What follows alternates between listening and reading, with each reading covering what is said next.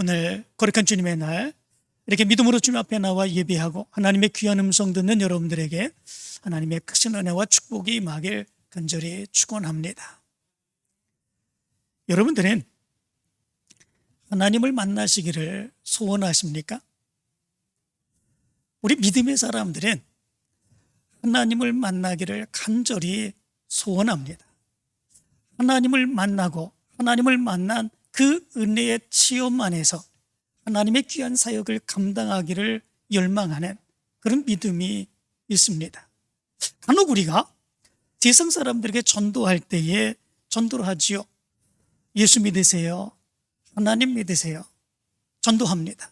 그럴 때 세상의 사람들이 이렇게 얘기할 때도 있습니다. 하나님이 어디 있느냐? 하나님이 있다면 보여줘봐라. 보여주면 믿겠다. 그렇게 얘기하는 그런 사람들도 있습니다. 그런데 그때에 때로는 우리의 마음과 믿음이 하나님은 분명히 살아계신다. 내가 너에게 하나님을 이렇게 보여줄 수 있다. 나도 그 하나님을 만났다. 이렇게 얘기할 수 있으면 참 좋은데 때로는 우리의 마음과 믿음 속에서 그렇게 얘기하지 못할 때가 많이 있지요. 하나님은 영이시기에 보여줄 수는 없다. 그렇지만 그 하나님이 내 마음속에 계신다. 이렇게 얘기할 때가 있습니다. 그러면 세상 사람들은 또한 이렇게 얘기를 하지요. 네 마음속에 있는 하나님을 내가 왜 믿냐? 이렇게 얘기할 때가 있습니다. 그도 그렇지 않습니까? 네 마음속에 있는 하나님을 내가 왜 믿어야 되느냐? 라고 하는 거지요. 거기에 우리의 말문이 막히고 전도의 문이 막히는 이러한 때가 있는 것을 보게 됩니다. 그런데 이런 생각을 해봅니다. 정말 우리가 하나님을 만나지 못한 것인가? 이런 생각을 해봅니다. 우리가 하나님을 믿으며 하나님을 만나기를 간절히 소원하는데 우리가 하나님을 만나지 못하여서 때로는 우리의 믿음이 불확신하고 세상의 사람들에게 하나님을 이렇게 만날 수 있다 얘기하지 못하는 그 안타까움의 모습이 우리의 모습 가운데 있는 것일까? 그런데 사실 그렇지는 않습니다. 하나님을 만나지 못한 것이 아니라 하나님을 어떻게 만나는지 모르는 것이죠. 하나님을 우리는 언제나 만납니다. 하나님을 만나고 하나님의 음성을 듣습니다. 그렇지만 우리의 생각 속에 하나님을 만나는 것은 하나님의 외적인 모습을 만나는 것으로, 하나님을 만나면 하나님의 모습을 보는 것으로 그렇게 생각하고 있기에, 그렇게 만나지 못하기에 하나님을 내가 만났을까 생각하는 거죠. 하나님을 그렇게 내가 만나지 못했는데 하나님께서 음성을 들려주시는데 사람이 말하는 것처럼 그렇게 음성을 들려주시는 것처럼 그렇게 들려주셔야 내가 하나님의 음성을 들었다 이렇게 얘기할 터인데 그렇게 하나님의 음성을 듣지 못하였기에 내가 하나님의 음성을 듣지 못했구나 생각하는 거죠. 그래서 우리의 믿음이 불확실합니다. 불안합니다. 하나님을 내가 만났나 안 만났나, 하나님의 음성을 내가 들었나 안 들었나, 세상의 사람들이 그렇게 얘기하면 나는 뭐라고 대답하지, 이렇게 이야기하고 어쩔 줄 몰라 하는 그런 모습이 우리의 모습 가운데 있는 것을 보게 됩니다. 하나님은 영이신 하나님이십니다. 그렇기에 하나님은 영이시기에 외적인 모습으로 우리가 하나님을 볼 수 없습니다. 사람을 만나는 것처럼 하나님을 만날 수는 없습니다. 하나님은 영이시기 때문에 그렇습니다. 뿐만 아니라 우리의 죄악된 존재가 영이신 하나님, 전능하신 그 하나님을 만날 때에 우리가 하나님을 온전하게 배울 수 없습니다. 성경은 그런 하나님을 죄악된 우리가 만날 때에 우리가 죽을 수밖에 없다 고백하고 있습니다. 그래서 구약 성경에 보면 하나님을 만난 사람들은 죽는다 그렇게 생각을 했습니다. 사사기 13장 22절의 말씀 가운데 보면 삼손의 아버지 마누아가 여호와의 사자를 만나게 되죠. 그리고 그 아내에게 이렇게 말합니다. 우리가 하나님을 보았으니 반드시 죽으리로다 이렇게 얘기를 합니다. 이사야서 6장 5절에서 이사야는 하나님을 대면하고 만납니다. 그리고 그 두려움 가운데 이렇게 이야기하지요. 화로다 나여 망하게 되었도다. 나는 입술이 부정한 사람이요 나는 입술이 부정한 백성 중에 거주하면서 만군의 여호와이신 왕을 베었음이로다. 그렇게 얘기를 합니다. 사무엘하 6장 8절 이하의 말씀 가운데 보면 다윗이 왕위에 오른 이후에 하나님의 법궤를 그의 궁궐이 있는 예루살렘 성으로 모셔드리기를 원하죠. 그리고 그 법궤를 수레에 안치하고 소를 이제 해서 그 법궤를 이렇게 그의 성으로 옮기게 됩니다. 그때에 법궤를 실은 그 수레가 나곤의 타작마당을 지날 때에 수레를 끄는 소가 뛰어서 법궤가 흔들리게 되죠. 그리고 땅에 떨어질 위기를 만나게 됩니다. 그때에 웃사라고 하는 사람이 달려가서 법궤를 손으로 붙잡게 됩니다. 그때에 그 웃사가 그 자리에서 즉사했다고 성경은 말씀해 주고 있습니다. 죄인이 법궤에 손을 대기만 해도 이 법궤는 하나님의 임재의 상징입니다. 그런데 그 법궤에 손을 대기만 해도 즉사했는데 죄인인 우리가 하나님을 만날 수 있겠습니까? 하나님을 볼 수 있겠습니까? 온전한 눈으로 하나님을 사람을 만나는 것처럼 그렇게 만날 수 없고, 하나님이 사람의 음성을 듣는 것처럼 하나님의 음성을 들을 수 없다고 하는 것, 우리는 분명하게 알 수 있게 됩니다.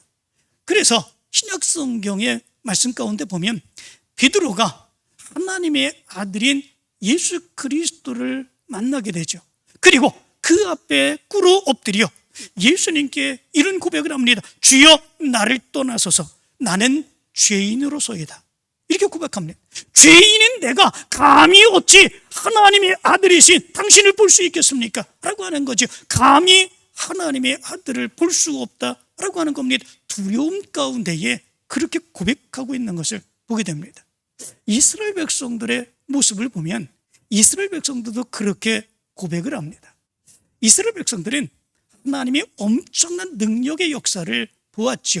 애굽의 바로 왕과 애굽 가운데 내리는 재앙의 역사들 엄청나지 않습니까? 사람으로 행할 수 없는 그런 재앙의 역사들을 보았습니다. 물이 피가 되고 개구리가 온 세상을 덮고 이가 득실거리고 파리가 완전히 궁궐을 다 덮고 모든 음식물들을 덮고, 그리고 짐승과 사람들에게 악성 종기가 생기고 엄청난 우박으로 모든 식물들이 다 죽을 수밖에 없고, 그리고 나머지 그 모든 그런 식물들을 메뚜기 떼가 달려들어서 다 먹게 되는 그런 모습들이 있게 됩니다. 그리고 애굽 전역에 흑암이 덮치게 되는 그런 모습들이 나타나게 되고, 마지막으로는 애굽의 모든 창자들이 죽음을 당하게 되는 이런 엄청난 역사를 보게 되죠.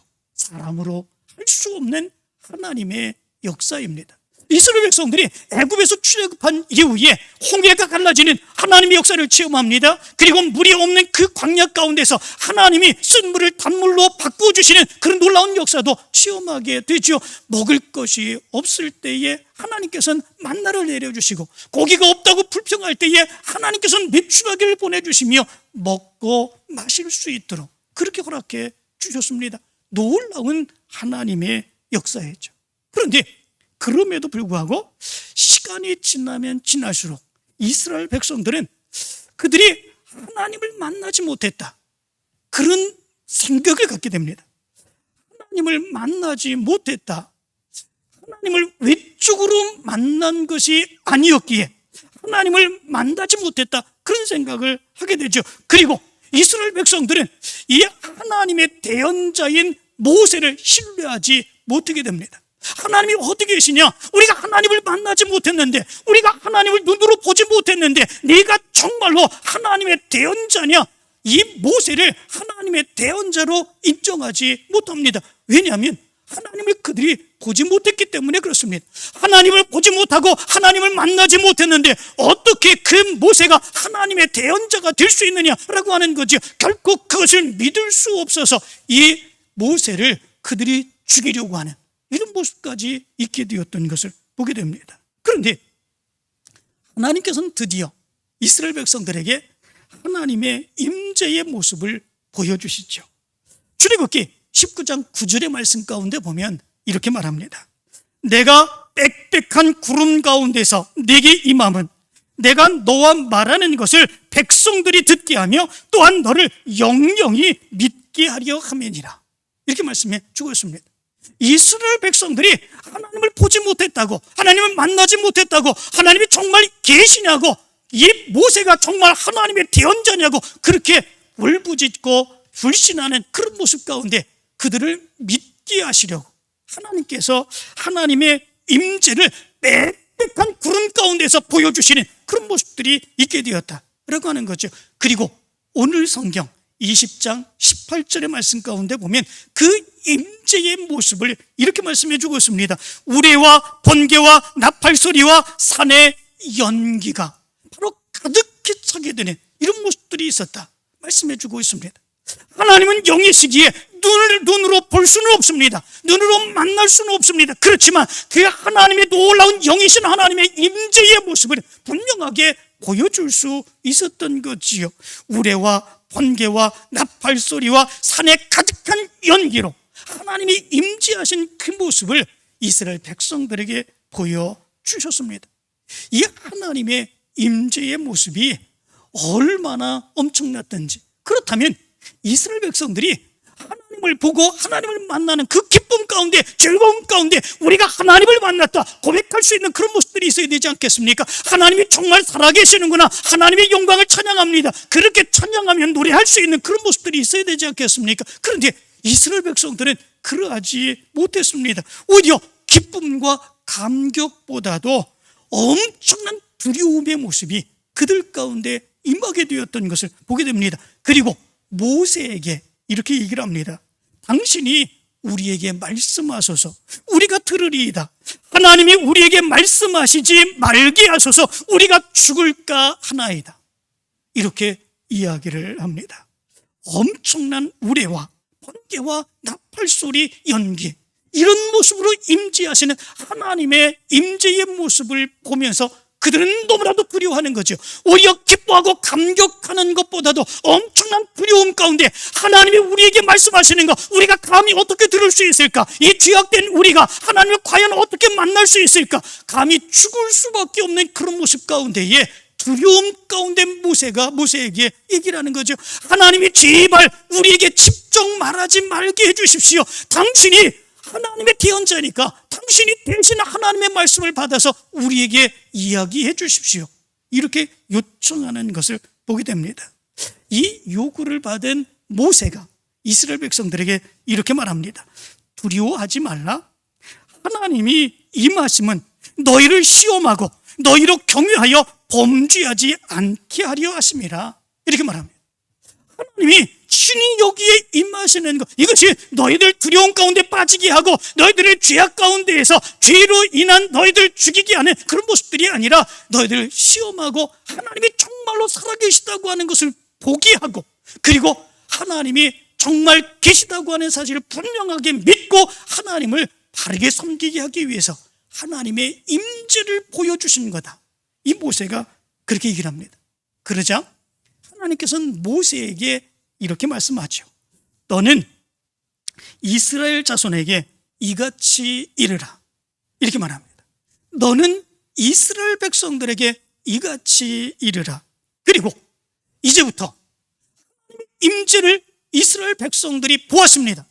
하나님의 모습을 본 것은 아니지만 영이신 하나님이시기에 하나님의 모습이 없습니다. 그렇지만 하나님의 임재를 통해서 하나님이 임재하시는 그 모습을, 하나님의 살아계심을 그들이 보았습니다. 그렇기에 하나님께서는 이제부터는 너희들이 하나님을 어떻게 보고 만날 수 있는지 모세에게 말씀해 주고 있는 것을 보게 됩니다. 그리고 그 하나님을 만나고 그 하나님을 섬기는 이스라엘 백성들이 어떻게 하나님을 예비하며 믿음으로 살아가야 되는지 그것을 말씀해 주고 있는 것을 보게 됩니다. 어떻게 말씀을 하십니까? 22절 하반절부터 23절의 말씀을 보면 이렇게 말합니다. 내가 하늘로부터 너희에게 말하는 것을 너희 스스로 보았으니 너희는 나를 비겨서 은으로나 금으로나 너희를 위하여 신상을 만들지 말고, 이렇게 말합니다. 하나님이 임재하시는 것을 이스라엘 백성들은 분명하게 보았습니다. 하나님의 임재의 상징의 모습들, 우레와 번개와 나팔소리와 산의 연기, 그 모습을 통해서 하나님의 임재하시는 그 모습을 분명하게 보았습니다. 그렇기에 하나님의 형상이 없다고 하는 것, 그것을 이스라엘 백성들이 분명하게 알았지요. 그렇기에 하나님의 형상을 만들어서는 되겠습니까? 하나님의 형상이 없는데 하나님의 형상을 만들 수 있습니까? 만들 수 없다는 겁니다. 그런데 더 중요한 것이 있지요. 그러면 하나님의 형상이 없는데 어떻게 하나님을 만날 수 있다라고 하는 말이겠습니까? 그것에 대해서 이렇게 말합니다. 내가 하늘로부터 너희에게 말하는 것을 스스로 보았으니, 하늘로부터 하나님께서 말하는 것을 이스라엘 백성들은 분명하게 보았습니다. 누구에게 말을 합니까? 모세에게 말을 합니다. 하나님께서 모세에게 분명하게 말씀을 하셨습니다. 하나님이 말씀하신 그 말씀들이 바로 하나님의 율법이었습니다. 이전에 오늘 읽은 말씀, 이전에 이스라엘 백성들에게 내려주신 그 율법의 말씀들, 그 모든 말씀들이 하나님께서 임재하시며 모세에게 말씀하신 바로 그 말씀들이었습니다. 하나님이 모세에게 말씀하는 것을 이스라엘 백성들은 분명하게 보았습니다. 그리고 하나님께서 들려주신 말씀이 있다고 하는 사실을 분명하게 알았습니다. 그렇다면 하나님이 주신 말씀, 하나님이 주신 율법, 그것이 있다고 하는 사실은 무엇을 증명해 주고 있는 것입니까? 그것을 주신 하나님이 계시다라고 하는 것을 분명하게 알 수 있는 거다라고 하는 거죠. 그러므로 인하여 이스라엘 백성들이, 하나님의 백성들이 하나님을 만나려면 어떻게 해야 된다라고 하는 것입니까? 하나님은 영이시기에 하나님을 만날 수 없습니다. 하나님을 볼 수 없습니다. 하나님의 음성으로 들을 수 없습니다. 그렇지만 하나님은 하나님의 영적인 말씀으로 모세에게 말씀하시며 이스라엘 백성들에게 율법을 주셨습니다. 그렇다면 하나님을 만나려면 어떻게 해야 되겠습니까? 하나님의 말씀인 율법을 보면 되는 거죠. 율법이 있다고 하는 것, 하나님의 말씀이 있다는 것은 하나님이 계시다는 거죠. 그 율법 가운데서 하나님을 만날 수 있다라고 하는 거죠.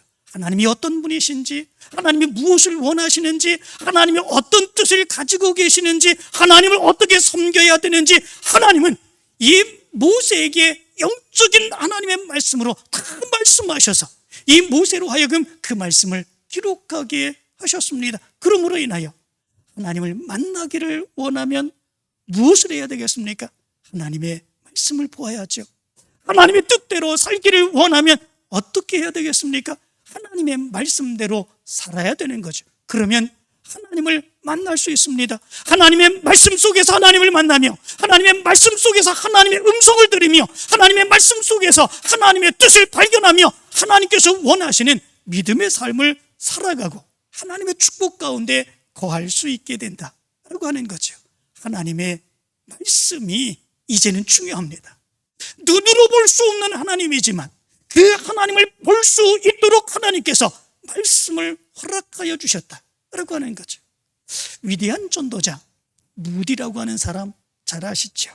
이 무디에게 이런 일이 있었다고 합니다. 이 무디가 은혜의 체험을 합니다.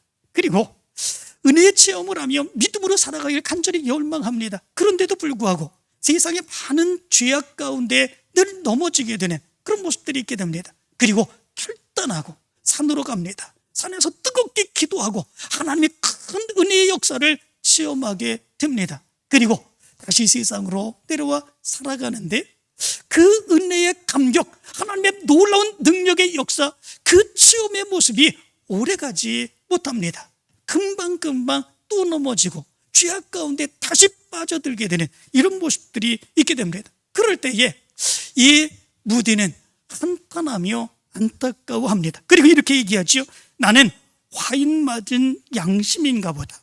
성경 속 비유에 나타나는 길가의 마음처럼 씨가 자라지 못하는 마음인가 보다. 그렇게 생각하며 스스로를 혐오하는 그런 모습들이 있게 됩니다. 왜 나는 하나님의 은혜를 충만히 체험했는데 믿음으로 살아가는 살아가고자 하는 그런 모습들이 있었는데 또 범죄하고 또 범죄할 수밖에 없는 그런 모습들인가, 자기 스스로를 혐오하는 그런 모습들이 있게 됩니다. 그런데 어느 날 성경책을 펴들고 성경책을 읽으려고 합니다. 그때에 그의 눈에 로마서 10장 17절의 말씀이 들어오게 되죠. 그 말씀은 이렇습니다. 그러므로 믿음은 들음에서 나며 들음은 그리스도의 말씀으로 말미암느니라. 이 말씀이 들려옵니다. 그러므로 믿음은 들음에서 나며 들음은 그리스도의 말씀으로 말미암느니라. 이 무디는 이 말씀을 듣고 크게 깨닫게 되는 그런 모습들이 있게 됩니다.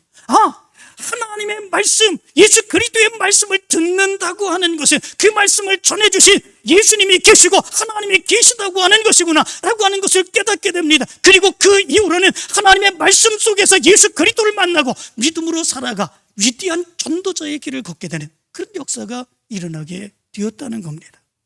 말씀으로 우리는 하나님을 만날 수 있게 된다라고 하는 거죠. 말씀으로 우리는 예수 그리스도를 만날 수 있게 된다라고 하는 거죠. 외적으로 하나님을 만나는 것이 아니라, 외적으로 예수 그리스도를 만나는 것이 아니라 우리에게 말씀을 주신 하나님이 계시고 예수님이 계시기에 말씀 속에서 우리는 하나님을 만나고 예수 그리스도를 만날 수 있게 된다라고 하는 거죠. 그리고 늘 우리가 넘어지는 그 삶 속에서 다시금 하나님을 만나고 예수 그리스도를 만나며 회개하며 용서의 기쁨을 가지고 하나님의 역사를 이루어갈 수 있게 된다라고 하는 거죠. 이제는 더 중요한 것, 그것이 무엇입니까? 하나님의 말씀을 보는 일입니다. 하나님의 음성을 듣는 일입니다. 말씀 속에서. 그러면 우리는 하나님을 만나게 됩니다. 하나님의 음성을 듣게 됩니다. 하나님의 능력의 역사를 체험할 수 있게 된다라고 하는 거죠. 여러분들의 믿음의 모습 가운데서 말씀을 통해서 하나님을 만나게 되길 간절히 축원합니다. 예수님을 만나게 되길 간절히 축원합니다. 그의 음성 듣기를 간절히 축원합니다. 하나님의 놀라운 능력의 역사를 그래서 체험하며 날마다 주님을 섬겨가기를 간절히 축원합니다. 그런데 하나님을 만나기를 소원하며 믿음으로 살아가기를 열망하는 믿음의 사람 속에서 나타나야 되는 믿음의 모습이 있다고 말씀해 주고 있습니다. 그것은 무엇입니까? 하나님 앞에 나올 때에 형식이 중요한 것이 아니라 바로 마음의 순전함을 가지고 하나님을 만나기를 원하며 달려나오는 그 모습이 있어야 된다고 하는 것입니다. 그래서 24절의 말씀은 이렇게 말하지요. 내게 토단을 쌓고 그 위에 네 양과 소로 네 번제와 화목제를 드려라. 이렇게 말씀해 주고 있습니다. 토단이라고 하는 것이 무엇입니까? 흙으로 쌓은 제단을 의미해 주고 있습니다. 화려한 게 아닙니다. 좋은 게 아닙니다. 그냥 흙으로 쌓은 그 제단입니다. 그 제단에 네 양과 소로 네 번제와 화목제를 드려라. 이렇게 말씀해 주고 있죠. 번제는 자기의 전적인 희생과 헌신을 의미하는 제사입니다. 화목제는 하나님과의 만남을 기뻐하며 하나님과 교제를 기뻐하며 드리는 제사입니다. 다시 말하면 형식이 중요한 것이 아니라, 외적으로 꾸미는 것이 중요한 것이 아니라 진정한 마음을 가지고 하나님을 만나기를 원하며 하나님께로 나오는 그 모습이 중요하다라고 하는 것이지요. 화려하게 꾸미는 것, 그것은 조금 더 중요하지 않다는 거죠. 그래서 25절에 이렇게 말합니다. 내가 내게 돌로 제단을 쌓거든 다듬은 돌로 쌓지 말지니라. 이렇게 말씀해 주고 있습니다. 꾸미지 않은 마음과 믿음이 더 중요하다라고 하는 것이지요. 그런데 신앙생활하다 보면 우리가 마음을 중요하게 생각하는 것이 아니라 화려하게 꾸미는 것을 더 중요하게 생각할 때가 많이 있습니다. 뭔가 그럴듯하게 꾸며놓으면 거기에 하나님이 계신 것 같습니다. 거기에 가면 하나님을 만날 것 같은 느낌이 듭니다. 그렇지만 그것은 우리의 느낌이지 하나님이 정말로 그렇게 해서 만나는 것은 아니다라고 하는 거죠. 중세시대의 건축 양식을 우리는 고딕 양식이라고 얘기합니다. 고딕 양식의 특징이 무엇인지 아십니까? 높은 첨탑, 그리고 높은 천장, 그리고 스테인 글라스로 이루어진 건물, 그거죠. 바로 그 모습으로 성전을 만듭니다. 그 엄청난 그런 첨탑들, 그리고 높은 첨탑, 그리고 스테인글라스가 비추어는 그런 은은하게 비치는 그런 빛, 거기에 들어가면 왠지 건물만 보고도 위압감이 느껴집니다. 그 중후함의 모습이 느껴집니다. 거기에 하나님이 계신 것 같습니다. 거기 가면 하나님을 만날 수 있을 것 같습니다. 중세 시대의 사람들이 건물을 그렇게 지어놓고 거기가 마치 하나님이 거하신 것처럼 그렇게 생각하게 그 건축 양식을 만들었던 것을 보게 됩니다. 그러나 그게 중요하다라고 하는 게 아니지요. 하나님이 원하시는 것, 그것은 무엇입니까? 그런 건물의 외적인 중후함의 모습, 그게 아니다라고 하는 거죠. 하나님은 마음을 원하십니다.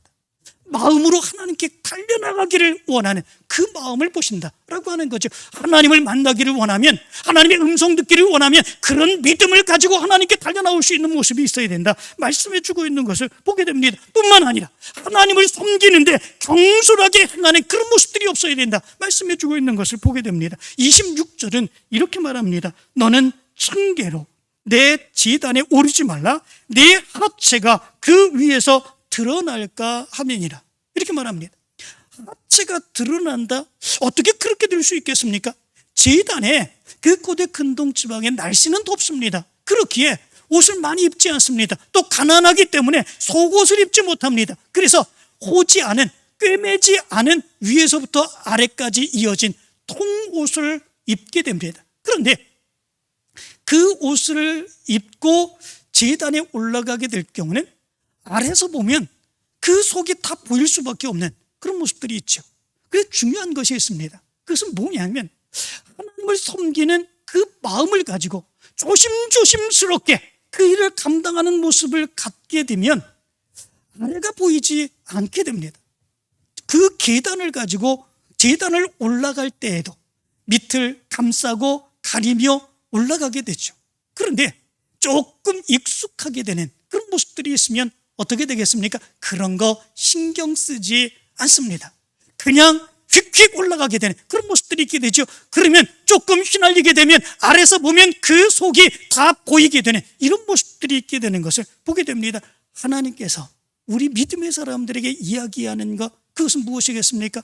하나님을 만나기를 원하고 하나님을 섬기기를 원할 때는 이렇게 익숙함으로 인하여 다성해져진 그 모습으로 하나님께 나오는 모습들, 섬기는 모습이 없어야 된다라고 하는 거죠. 하나님을 섬길 때는 언제나 새로운 마음입니다. 언제나 경건한 마음입니다. 언제나 거룩한 마음입니다. 그 믿음으로 나올 때에 하나님께서 기뻐하시는 그런 모습들이 있는 것이지, 다성해졌고 습관에 젖어서 일반적인 익숙한 모습으로 행하는 그 모습은 하나님이 원하시는 모습이 아니다 라고 하는 거죠. 그래서 어떤 분은 이렇게 얘기를 했습니다. 하나님 앞에서 예배 드리는 것은 프로라고 하는 것이 존재하지 않습니다. 언제나 오늘이 처음입니다. 이렇게 얘기를 했습니다. 하나님을 섬기는 마음과 믿음은 언제나 오늘이 처음입니다.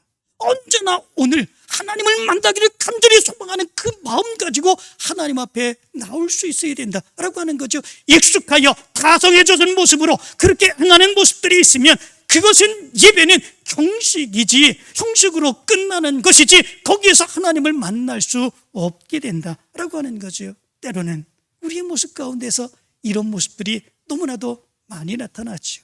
우리의 믿음은 1년이 지나도 2년이 지나도 10년이 지나도 매일같이 새로운 마음과 믿음을 가지고 하나님을 만나기를 소망하며 달려나올 수 있는 그 모습이 있어야 된다라고 하는 거죠.